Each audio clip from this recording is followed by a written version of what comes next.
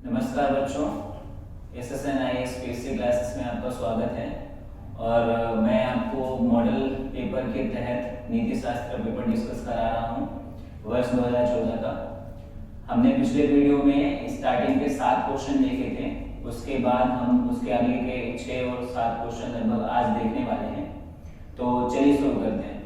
तो बेटा अगला प्रश्न हमारा था कि मनोवृत्ति परिवर्तन को समझाइए। आप व्यक्ति की मनोवृत्तियों को कैसे परिवर्तित कर सकते हैं, उसके कुछ उपाय बताइए। या टेक्निकली रूप से अगर आप देखेंगे तो क्वेश्चन के 2 पार्ट है। आपसे पूछ रहा है कि वास्तव में मनोवृत्ति परिवर्तन कैसा होता है आपके, और कुछ उपाय क्या क्या हैं, यानी कि एप्लीकेशन पार्ट क्या हो सकता है।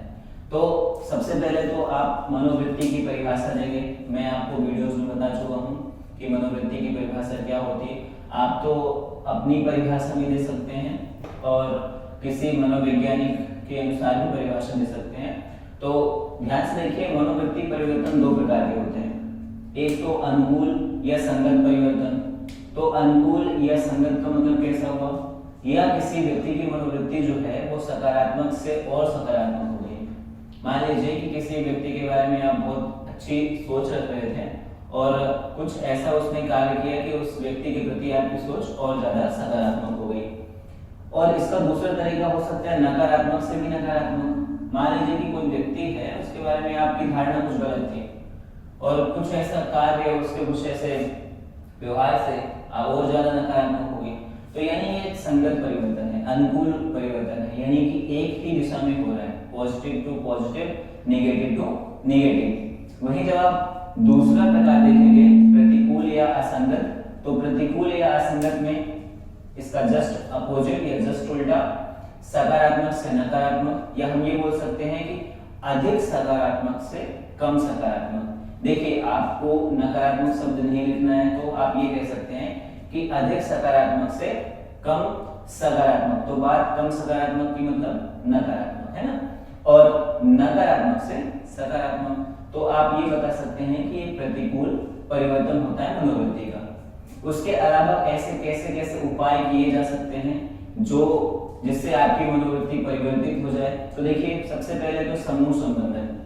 समूह संबंधन का मतलब ये हुआ कि यदि किसी व्यक्तियों का ग्रुप है, बुद्धिजीवियों का ग्रुप है, तो आप उस समूह से संबंधित हो जाइए। आप जब वहां देखेंगे व्यक्ति को, उनकी बातें सुनेंगे, उनके आचार व्यवहार से, तो आपका एक तरीके से मनोवृत्ति परिवर्तन होना तय है। उसके बाद है बाधित संपर्क। बाधित संपर्क को कुछ इस प्रकार समझा जा सकता है कि यदि आप किन्हीं 2 लोगों को जबरदस्ती संपर्क का पूर्वक है। देखिए, एक तरीके से आजादी का हनन तो है, लेकिन इसको हम ये समझ सकते हैं कि पुराने जमाने की जो शादियां होती थी वो लगभग बाधित संपर्क का उदाहरण थे। कि क्या करते थे कि 2 लोगों की शादी करा दी, कुछ दिनों बाद 2-4 साल बाद उनके अंदर एक अच्छी खासी अंडरस्टैंडिंग या बॉन्डिंग हो जाती थी। तो एक ये भी तरीका है मनोवृत्ति परिवर्तन का। उसके बाद है अपेक्षित भूमिका निर्वहन। आपसे आपके पेरेंट्स की कुछ अपेक्षाएं होंगी, आप अच्छे से उसका भूमिका को निभाइए। आपके परिवार और जितने भी दोस्त यार मित्र हैं, उन सब के लिए, सबके मन में, उन सब की मनोवृत्ति में परिवर्तन हो जाएगा आपको लेकर के। तो यदि आप अपेक्षित भूमिका निर्वहन कर रहे हैं, जो व्यक्ति आपसे जैसी अपेक्षा कर रहा है, यदि आप वैसे ही भूमिका का निर्वहन कर रहे हैं, तो यकीन मानिए कि वो मनोवृत्ति परिवर्तित हो रही है। अगला है जन माध्यम संप्रेषण। एक तरीका ये हो सकता है कि जनता के माध्यम से कैसा संप्रेषण कर रहे हैं, बातचीत कर रहे हैं। सामान्यतः ये हमें एक लोकतांत्रिक देश में जितने भी राजनेता होते हैं वो इसी का प्रयोग करते हैं। तो संप्रेषित करके, सूचना बता करके किसी के बारे में कि नहीं वो व्यक्ति ऐसा है, वो व्यक्ति वैसा नहीं है। उसके बाद है प्रबोधक संचार। प्रबोधक संचार एक महत्वपूर्ण बिंदु है, यानी ये भी राजनीतिज्ञ जो होते हैं उनकी खास एक तरीके से विशेषता होती है कि वो अपनी बात पूरी तरीके से सामने वाले को समझा सकते हैं। और याद करिए, तो मैंने प्रबोधक संचार का मेन उद्देश्य ही बताया था कि इसका मेन उद्देश्य क्या होता है, मनोवृत्ति का परिवर्तन करना। उसके बाद है उद्दीपक। देखिए, उद्दीपक बहुत बड़ी भूमिका निभाता है। मान लीजिए कि यदि आपका कोई व्यक्ति आदर्श है, और मान लीजिए कि आप किसी वस्तु के प्रति, या एक उदाहरण ले लेते हैं कि आप किसी शैम्पू के प्रति आप सोचते हैं कि ये अच्छा नहीं है, लेकिन कल को यदि उद्दीपक या आपके जो आइडियल मैन है, विराट कोहली ले लीजिए अमिताभ बच्चन जी ले लीजिए, ये दोनों ने उसका ऐड कर दिया तो आपके दिमाग में एक उद्दीपक की तरह कार्य करेंगे। इसीलिए जो ब्रांड होते हैं, तो ब्रांड जो होते हैं, ब्रांड इन्वेस्टर बनाए ही इसीलिए जाते हैं कि वो एक समाज में उद्दीपक की तरह कार्य करें, ताकि किसी भी संज्ञा के प्रति, किसी भी चीज के प्रति आपका मनोवृत्ति परिवर्तित हो सके। उसके बाद है प्रतिष्ठा संसूचन। प्रतिष्ठा संसूचन का मतलब क्या हुआ? यदि व्यक्ति पहले से ही प्रतिष्ठित है और आप उस व्यक्ति से जुड़ते हैं, उस व्यक्ति के आसपास इर्द गिर्द रहते हैं या किसी बड़ी संस्था के साथ जुड़ते हैं। उदाहरण के तौर पर यदि आप बताएं कि मैं गूगल में काम करता हूं, तो व्यक्ति क्या सोचेगा? उसके मन में नकारात्मक भाव तो नहीं आएगा, ये मान के चलिए, वो सकारात्मक ही होगा। और ये याद रखिए बेटा कि होते तो अनुकूल और प्रतिकूल दो प्रकार से हैं, लेकिन हमें मनोवृत्ति को सकारात्मक से और सकारात्मक ले जाना है। चलिए बेटा, ये प्रश्न होता है समाप्त। चलिए बच्चों, अब हम अगला क्वेश्चन देखते हैं 2E। तो बेटा ये क्वेश्चन कह रहा है कि पूर्वाग्रह का स्वरूप स्पष्ट करो। पूर्वाग्रह यानी एक तरीके से प्रेजुडाइसिस। तो यदि आप इसको तोड़ेंगे पूर्वाग्रह को, तो पूर्व प्लस आग्रह यानी कि किसी भी संज्ञा या मनोवृत्ति या विषय वस्तु के प्रति पहले से ही पूर्व धारणा बना ली जाती है कि ये व्यक्ति ऐसा ही होगा। तो इसका स्वरूप पूछा है आपसे, इसकी बॉडी पूछी है कि कैसा होगा इसका स्वरूप। तो देखिए, सबसे पहले तो आप परिभाषा देंगे, है ना। परिभाषा में बार बार एक ही चीज रिपीट नहीं करूंगा।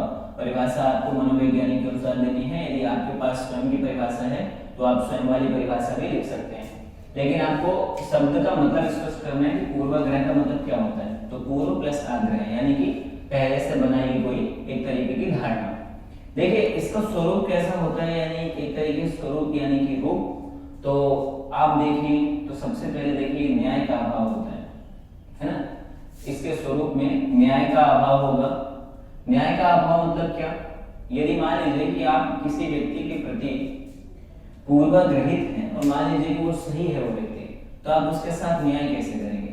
आप उसके साथ न्याय नहीं कर पाएंगे, अन्याय ही करेंगे। फिर है मानवीयता का एक तरीके से अभाव है, तो न्याय नहीं करेंगे तो मानवीयता तो अभाव रहित ही होगी। देखिए, प्राय नकारात्मक होते हैं, ये इसकी सबसे बड़ी विशेषता है कि पूर्वाग्रह जो है बेटा वो हमेशा नकारात्मक होते हैं। तो प्राय नकारात्मक लिखा है मैंने, पूर्णतः नहीं लिखा है। पूर्णतः नकारात्मक नहीं होते।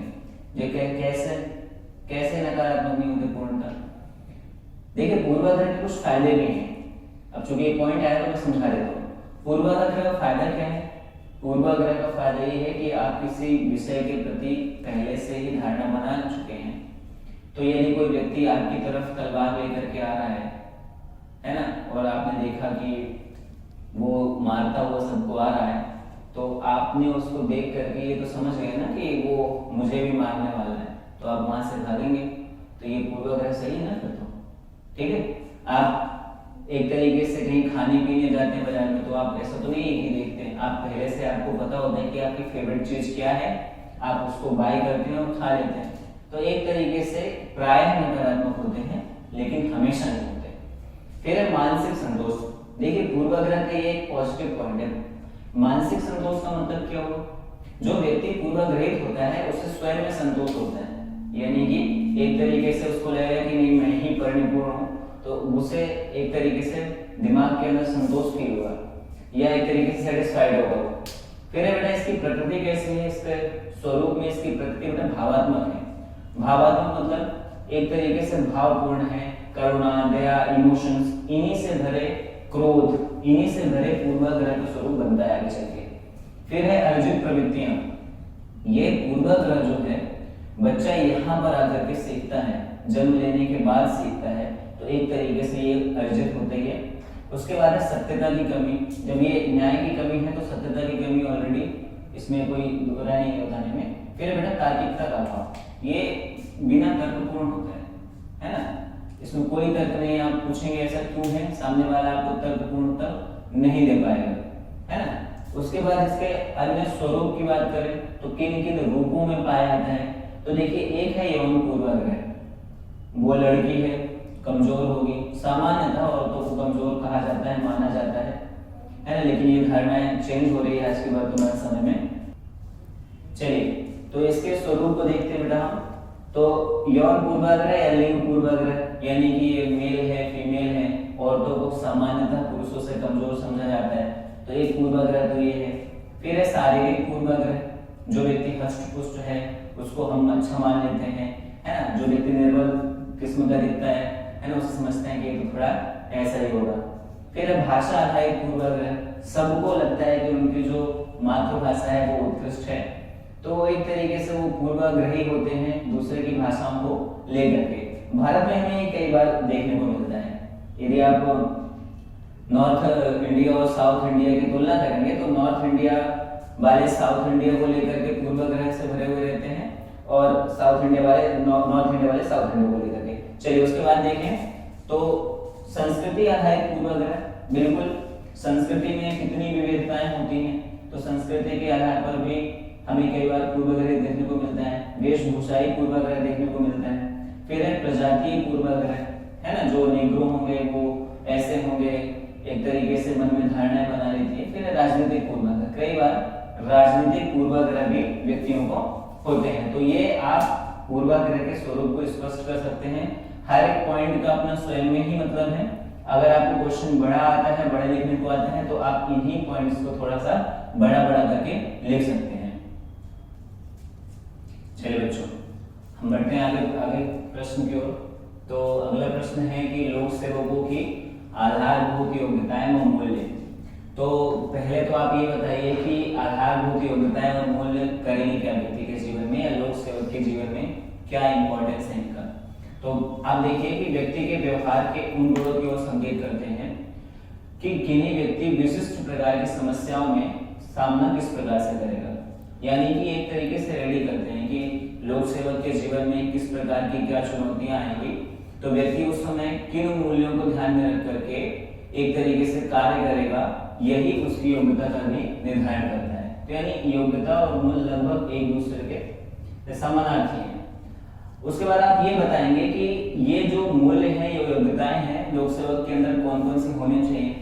तो सत्यनिष्ठा यानी कि इंटीग्रिटी होनी चाहिए उसके अंदर, सत्यनिष्ठा। अब देखिए आप इसके अंदर से थोड़ी थोड़ी डेफिनेशन या परिभाषाएं भी दे सकते हैं।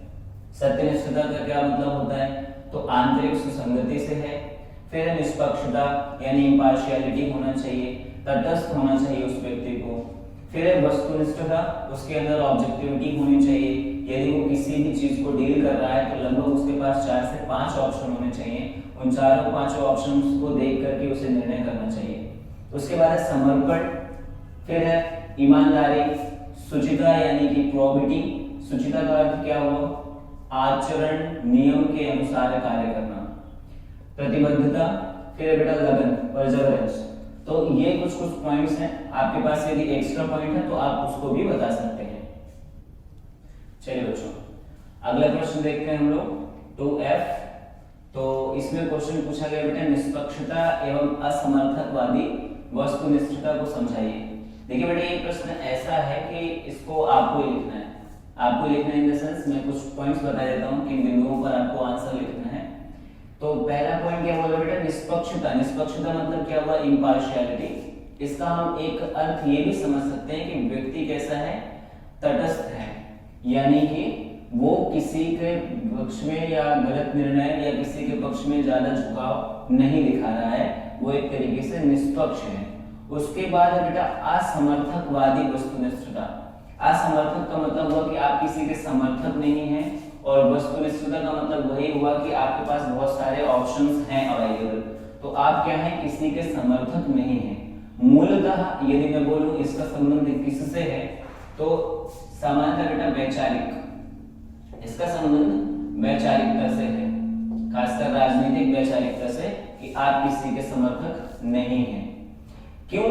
क्योंकि लोक सेवक सामान्यतः सामान्य चलते हैं हम लोग कि प्रशासन के अंदर जो लोक सेवक होता है किसी न किसी राजनीतिक अप्रोच या राजनीतिक विचारधारा को लेकर के चलता है। इसीलिए मैंने आपसे ये कहा कि यहाँ पे असमर्थकवादी वस्तुनिष्ठता का अर्थ ये हुआ कि व्यक्ति को राजनीतिक वैचारिकता से अलग होकर के चलना चाहिए। आप इसका अर्थ बता देंगे।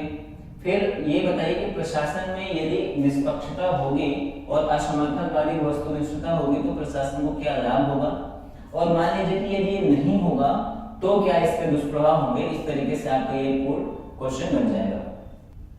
चलिए बच्चों, अगला प्रश्न हम देखते हैं 2F का और वाला। तो ये क्वेश्चन कह रहा है कि सामयिक बुद्धि की उपयोगिता बताइए। आपसे क्वेश्चन पूछेगा सामयिक बुद्धि की उपयोगिता या सामयिक बुद्धि का महत्व। तो बेटा देखिए, पहले हम वीडियो में ऑलरेडी डिस्कस कर चुके हैं सामयिक बुद्धि को लेकर के सारी अवधारणाएं। जितना कुछ भी एग्जाम के दृष्टिकोण से महत्वपूर्ण है तो वो आप वीडियो देख सकते हैं। अब हम फिर भी यहाँ पे देख लेते हैं कि क्या क्या उपयोगिता है, इसका क्या क्या महत्व है, क्यों उपयोगी है। तो बेटा सबसे पहला पॉइंट है कि दबाव व तनाव प्रबंधन।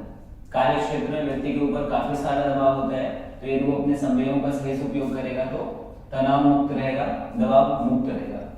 फिर है सर्वोन्मुखी प्रकृति, सबको साथ लेकर के चलने की प्रकृति व्यक्ति के अंदर विकसित होती है। स्वस्थ कार्य संस्कृति का विकास, एक हेल्दी कल्चर का डेवलपमेंट होता है, विकास होता है। फिर है प्रतिकूल परिस्थितियों में कार्य प्रेरणा, व्यक्ति जो निगेटिव जो भी सिचुएशंस आएंगे उसमें भी अपने आप को मोटिवेट करता रहता है यदि उसके संवेग कंट्रोल में है तो। फिर बेटा बड़े लक्ष्यों की प्राप्ति, ये छोटे छोटे लक्ष्य प्राप्त तो होते हैं, साथ में आप बड़े लक्ष्यों की प्राप्ति भी कर सकते हैं। फिर है उत्तरदायित्व की भावना, व्यक्ति के अंदर यदि व्यक्ति अपने संवेगों को सही ढंग से कंट्रोल कर रहा है, नियंत्रित कर रहा है तो अकाउंटेबिलिटी की भावना बढ़ती है। फिर बेटा कुशल नेतृत्व, सारी यदि व्यक्ति के अंदर सारी चीजें होंगी तो कुशल नेतृत्व होगा ही होगा। फिर बेटा प्रशासन में विश्वास, प्रशासन में विश्वास बढ़ेगा यदि कोई लोक सेवक अपने सामवेगिक बुद्धि का सही सदुपयोग कर रहा है, सही ढंग से उपयोग कर रहा है तो। फिर बेटा व्यक्तिगत दक्षता, देखिए पर्सनल लेवल में भी व्यक्ति काफी एक तरीके से दबावपूर्ण या दबाव से मुक्त होता है और उसका पर्सनल डेवलपमेंट भी यानी खुद का विकास करने में सहायक होता है। तो ये कुछ कुछ उसकी उपयोगिताएं हैं। चलिए बच्चों, हम अगला प्रश्न देखते हैं 2G, भ्रष्टाचार के कारण की विवेचना कीजिए या भ्रष्टाचार के कारण बताइए। तो बेटा इसमें आप चाहें तो एक पॉइंट देकर के बता सकते हैं कि इस कारण से भ्रष्टाचार हो रहा है। CBC यानी कि सतर्कता केंद्रीय सतर्कता आयोग ने भारत में लगभग 27 प्रकार के भ्रष्टाचार को बताया है, तो आप उन 27 में से कोई 10 प्रकार लिख सकते हैं। यदि आपको बड़ा एक तरीके से ब्रॉड टाइप से क्लासिफिकेशन करना है, वर्गीकरण करना है, तो आप सामाजिक कारण बताइए, आर्थिक कारण बताइए। सामाजिक कारण के अंदर भी 2-4 पॉइंट्स लिख सकते हैं आप। आर्थिक कारण बताइए, राजनीतिक कारण भी है भ्रष्टाचार के। उसके बाद बेटा व्यक्तिगत कारण, भारत के अंदर ये भ्रष्टाचार भी एक कारण है। फिर बेटा सांस्कृतिक कारण, आप बोलेंगे सर आपने सांस्कृतिक कारण क्यों बोला, तो कई देशों में तो एक तरीके से संस्कृति ही चली आ रही है। उदाहरण के तौर पर मैं आपको बताता हूँ, दक्षिण अफ्रीका के कई ऐसे देश हैं, सोमालिया, वहां ऐसा है कि लगातार चला आ रहा है कि डाकू बनते हुए आ रहे हैं वो लोग, तो उनके अंदर ही घुस चुका है, उनकी संस्कृति में आ चुका है। फिर है सोमालिया के आसपास के 2-4 देश, तो उनकी संस्कृति में है लगभग, बुरुंडी हो गया देश जो हो गए। फिर बेटा अन्य कारण में भी बहुत सारे कारण हैं। एक आप सामाजिक कारण में एक पॉइंट ये मैं बताना भूल गया, आप ये बता सकते हैं कि बेटा समाज में भ्रष्टाचार को एक तरीके से मान्य कर लिया गया है। उदाहरण के तौर पर यदि कोई आपसे पूछे या कोई अंकल आपसे पूछता है कि बेटा क्या कर रहे हो, और आप उनसे बोलना कि अंकल जी मैं MPPSC या सिविल सर्विसेज की तैयारी कर रहा हूँ, बोले बेटा बस एक बार बन जाओ फिर तो 7 पुश्ते खाएंगे। कैसे खाएंगे 7 पुश्ते? 60,000 पेमेंट है, 50,000 पेमेंट है, 40,000 पेमेंट है, तो 7 पुश्ते कैसे खा सकती हैं? तो ऐसी कुछ सोच है, थिंकिंग है, जिसने एक तरीके से भ्रष्टाचार को अपना लिया है, मान लिया है कि हाँ ये अंग है हमारे जीवन का। तो ये सामाजिक कारण में आप बताएंगे।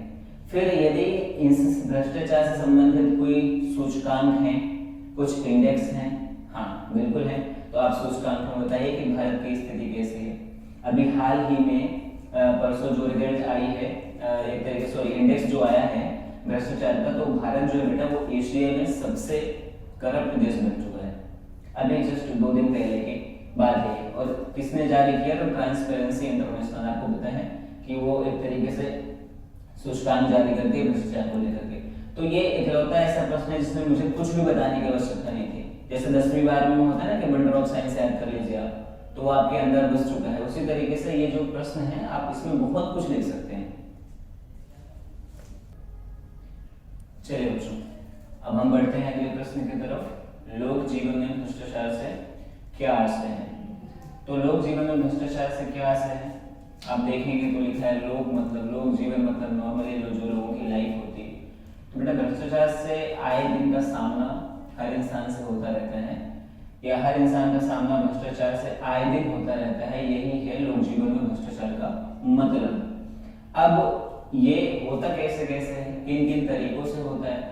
तो देखिए, सार्वजनिक धन व भंडार का दुरुपयोग। यदि पब्लिक जो भी वेल्थ है, कोई भी राजनीतिक दल है, वो स्वयं के लिए उपयोग कर रहे कार्यों में खर्च करते हैं या एक तरीके से घोटाले करते हैं, उस भंडार का दुरुपयोग करते हैं, इससे आए दिन हमारा सामना होता है। बिल्कुल होता है। आप इसके उदाहरण बताइएगा।